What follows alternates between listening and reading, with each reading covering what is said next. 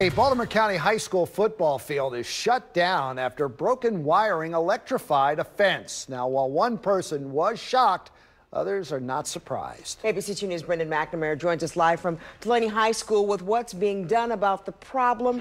Brendan, any progress in taking care of it? Well, Kelly and Jamie, they say that the part of the wiring that was underneath the stadium that was underground actually has been fixed, the part that was actually causing the problem. But the entire line has to be checked, so that stadium will be shut down for a long time. Parents, meanwhile, who are fighting for a new high school here at Dulaney, they say this is emblematic of a much bigger issue. Amid scoreboards and concession stands, there are now yellow signs and tape letting Dulaney students and spectators know to keep out. We don't have a home field for our football team, our field hockey team, our soccer team. Yara Sheikh's son was there last Thursday when a school staff member made the literally shocking discovery at a varsity soccer game.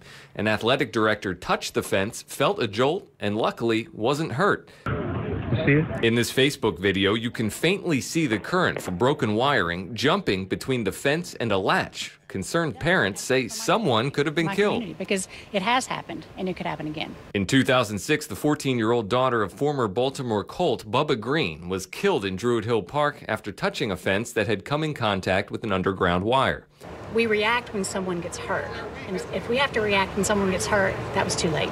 The group Friends of Dulaney High School has been pushing the county school system to replace the 53-year-old facility. You expect things to be broken. We have had 4 flooded classrooms, and we are in our 3rd week of school. Recently, the Board of Education approved planning a replacement for Dulaney after a $40 million renovation plan was pulled off the table. Then, critics said a new school was the only way to solve all of the problems lurking inside. You're playing whack-a-mole if you think you can do this one at a time. As families wait for a new high school, they fear what could be next. It's a place where, students and staff are sometimes in danger, and it needs to be corrected now.